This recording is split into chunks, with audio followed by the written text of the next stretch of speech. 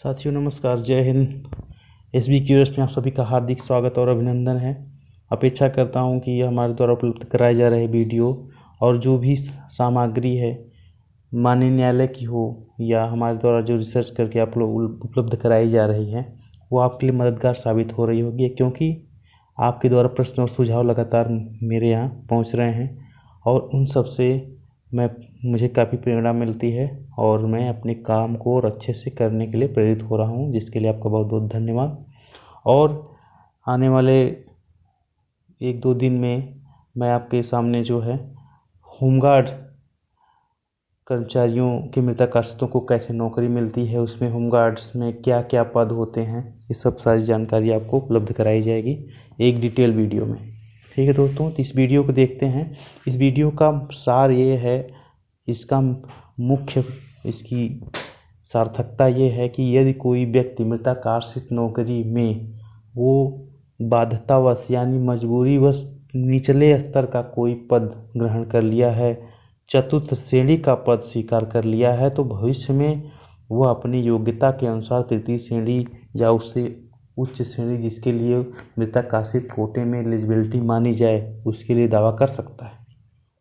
इसमें देखिए है, न्यायालय ने कमलेश कुमार पांडे बनाम स्टेट ऑफ यूपी में सुधाकर श्रीवास्तव बनाम deputy director general of education Faizabad के निर्णय को अमान्य घोषित कर दिया है, जिसमें न्यायालय का मत है कि मृतक आश्रित ने यदि बाध्यतावश मजबूरीवश वो बहुत सी स्थितियाँ होती हैं, पैसे की जो दिक्कत हो जाती है, तो ऐसी स्थिति में कोई भी व्यक्ति सोचता है कि उच्च पद हमें नहीं मिल रहा है तो निम्न पद मिल जाए, कम से कम रोजी रोटी हमारी चलती रहे। तो ऐसी स्थिति में यदि वह निचले स्तर का कोई पद प्राप्त कर लिया है, तो भविष्य में वह तृतीय श्रेणी के पद के लिए, यानी जो उसकी एक्चुअल एलिजिबिलिटी थी चतुर्थ श्रेणी, तो वो मजबूरी में नौकरी किया, वो तृतीय श्रेणी के लिए एलिजिबल था, तो भविष्य में वह उसके लिए दावा कर सकता है और उसकी योग्यता अनुसार सेवा आयोजित करने का कोई प्रतिबंध नहीं है। इसमें माननीय न्यायालय का आप देखिए ये मत है, इसमें मत हम देखते हैं क्या है। The above conclusion is without referring to the aims and objects and various provisions of dying in harness rules, as well as ignoring binding precedents rendered by Supreme Court directly touching the issue in question. The said judgment therefore cannot be treated as binding precedents, ठीक है, precedent having force of law and have to treated as per incurrum. Supreme Court judgment are binding on this court. It is mandatory upon this bench to decide this case following the principle of consistency. And finally, of the apex court is the case of State Haryana versus Naresh Kumar Bali, SSC and state of Rajasthan. ठीक है, ये इनका है matter, इस पे निर्णय है। इसमें इसका हिंदी अर्थ में आपको बता देता हूँ क्या है।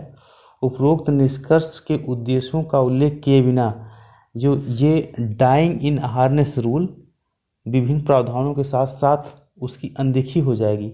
सर्वोच्च न्यायालय द्वारा प्रस्तुत उदाहरण सीधे सीधे इस मुद्दे को छूते हैं और इसलिए इस निर्णय को बाध्यकारी मानना नहीं जा सकता है कि कोई यदि चतुर्थ श्रेणी का पदभार ग्रहण कर लिया है लेकिन उसके पास योग्यता तृतीय श्रेणी की थी, तो वो इसमें कोई बल नहीं है। ठीक है, सर्वोच्च न्यायालय के इस निर्णय में माननीय सर्वोच्च न्यायालय का निर्णय बाध्यकारी है। यह पीठ निरंतरता के सिद्धांतों का पालन करते हुए इस मामले का निर्णय करेगी, यानी कि सर्वोच्च न्यायालय का जो निर्णय रहा है, ये सर्वोच्च न्यायालय का निर्णय है ये नरेश कुमार बाली यानी स्टेट ऑफ राजस्थान।